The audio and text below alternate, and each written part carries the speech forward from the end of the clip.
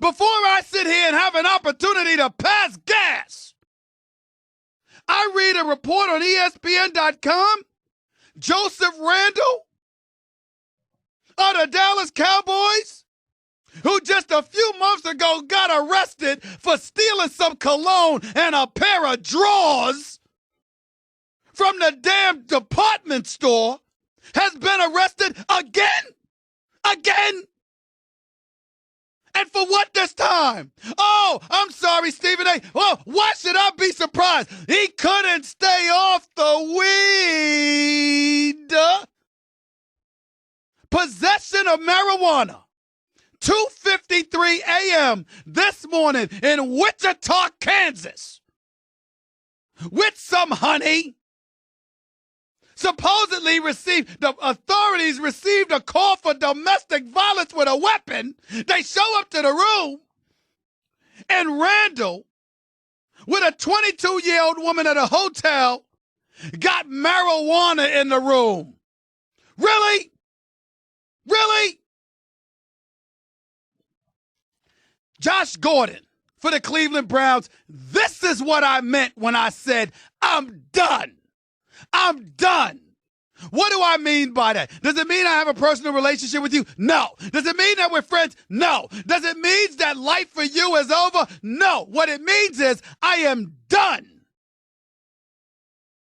trying to explain this flagrant level of stupidity and irresponsibility. And I'm going to go here because nobody seems to be going here, so I'm going to go here. This is not my producer, Jonathan Winthrop. This is not my producer, Nuno Texiera. This is not my boss, Dave Roberts. This is not ESPN. This is not my boy, Marcus. This is nobody. This is me. All of y'all behinds are brothers. All of yous. Every single person that has been busted for weed this year in the NFL has been a black dude. Really? Really? In an issue of fairness, in the interest of fairness, we will use the operative word if here because it's important. If he is guilty of such a thing, if this is him in this video, I think he should be banned from the NFL. I think the crime should be stupidity. You know, there should be a category of flagrant stupidity added. The NFL should get with the NFLPA, and they should put a category in the collective bargaining agreement, you know, that Roger Goodell should oversee. Call it and the Alden Smith rule. Flagrantly stupidity. Alden Smith rule, the Alden Smith rule. Flagrant stupidity. Keep in mind, ladies and gentlemen, let's make sure, because I'm going to read this, because I want to make sure, Max, Molly, I want to make sure I don't trip up here, okay? It says here, Smith was given 3 years of probation in July of 2014 following convictions for drunken driving. By the way, if you remember that, Max, he was drunken driving at 7 in the morning. I mean, it's when kids go to school. This is what kids standing by the trees, you know, chilling in the shade in Northern California. Yep. That's when he was driving. One late at night, 2 o'clock in the morning. So not that you condone it there, because you never condone. No, I don't play. I got driving. a family. I got my kids in the car. How about that? Yeah. But check this out. This is in the morning when kids could be standing at bus stops ready to go to school. That's when this dude was behind the wheel of a car drunk, according to the reports, okay? So we got the conviction of the drunken driving and possession of assault rifles, okay? His August arrest was his 5th. 5 times. 5. Not 1, not 2, 3. Clearly this isn't baseball because 3 strikes and you out. Oh, no, this is football. It's 5 times. 5. He's been arrested, right?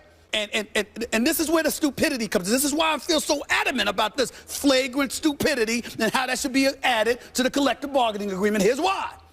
According to the reports, while we don't see the face of Alden Smith, although it's his account, we don't see his face, but you see a woman saying you shouldn't be doing that. You certainly shouldn't be doing that.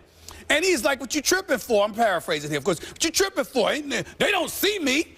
Nobody's going to see that it's Alden Smith. So you hear somebody talking, saying that nobody's going to see that it's Alden Smith. Oh, no, Alden, we just heard that it's you. We didn't see it, but we just heard that it's you. So again, if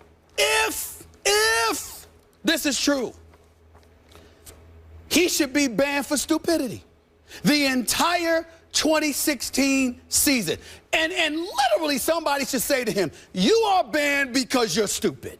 Literally, if that's the case. Because it's almost like the dude that robs the store and you come in there with the same outfit on and then you leave and then you turn around and the only thing that's different on you is a little mask that you put on to cover your face, but you're still wearing the same outfit. You sound like you got caught robbing a store. No, my mom, it's a true story. My mama was on jury duty years and years ago. And the dude literally came into the store, talked to the store owner, left, 5 minutes later, came back with the same exact outfit on with a mask. And nothing else was different on him, just a mask. Look, but it wasn't him. Stop. Don't videotape yourself. Don't post this to the internet. That's a good point. But I would None of us would have seen this. But I would say... Don't say it's you. But time out. Don't put your name on it. You're right. You're absolutely right. But I would go a step further when I say stay off the weed. Listen, in the case of NFL players, whether you like it or not, the rule is the rule. And when you consider the fact that Alden Smith has lost millions because of something like this, this is why I will go back to my original point. Stupidity, a category of stupidity should be implemented into the collective bargaining agreement. Marcel Darius is a grown man. And he's idiotic for putting himself in a position where he's cost himself more than $1 million and 4 games. He's hurt his team. He's hurt his own wallet. I ain't never seen a joint that cost over $1 million, but evidently maybe I need to look for it. Maybe I need to start doing something because evidently it's so potent. It makes you feel so good. I mean, my Lord, a joint worth more than $1 million. Congratulations, Marcel Darius. That's just, he's not an idiot, but his actions were idiotic, if you can understand where I'm coming from. But having said all of that, evidently when it comes to the Marcel Dariuses of the world, Carlos Williams of the world, and others, you might walk through a wall for him, but you damn sure ain't gonna stop smoking weed because of him. So now we've got ourselves a problem. And by the way, on Twitter, I don't know if y'all seen it, Martavis Bryant, wide receiver for the Pittsburgh Steelers, out for the year due to violating the league's substance abuse policy, decided to come at me on Twitter. My brother, you really don't want to do that. I'm just asking. I'm not telling you anything. I'm certainly not threatening you. I got nothing but respect for you because I want you to do well and I want you to be okay. But my brother, when you get suspended for the year because you can't stay off the weed, you kind of don't want to mess with me. You know what I'm saying?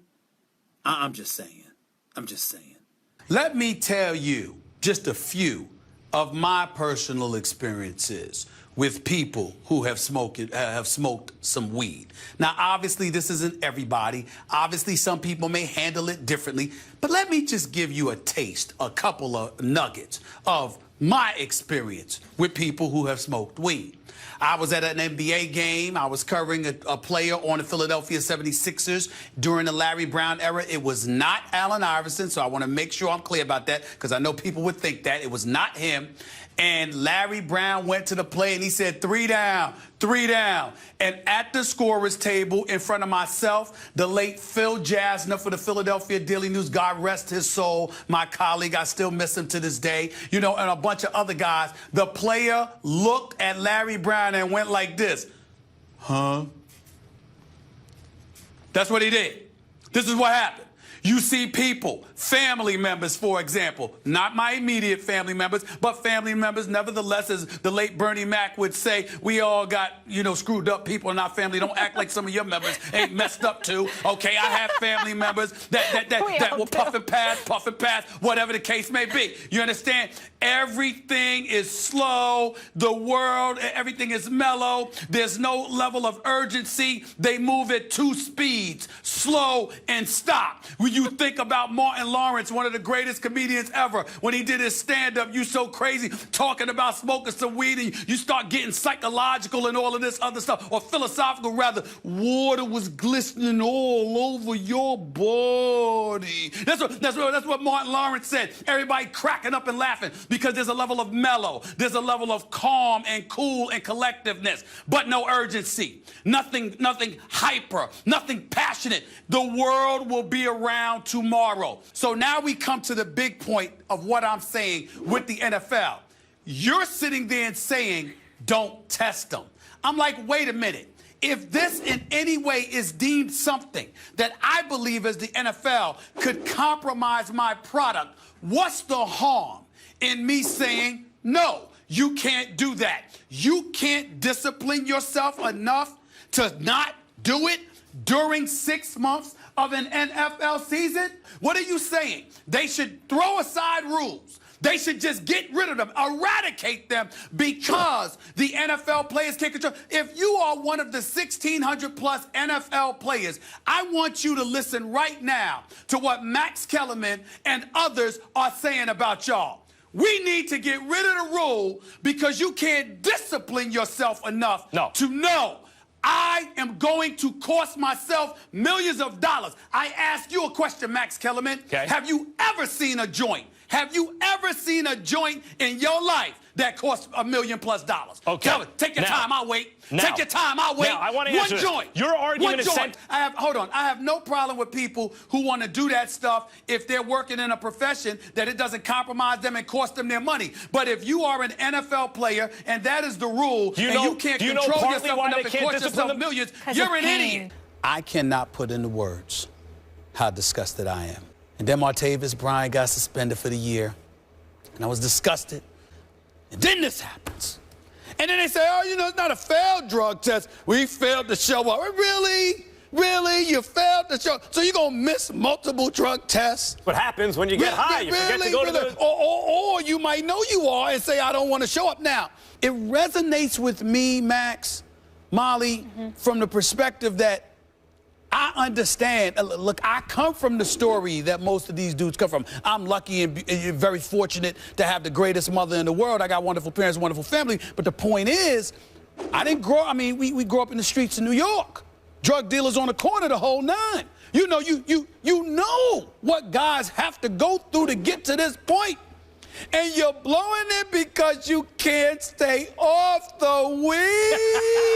Really? I mean, come on. Come on. This is, ow. The Steelers, I mean, we got a shot.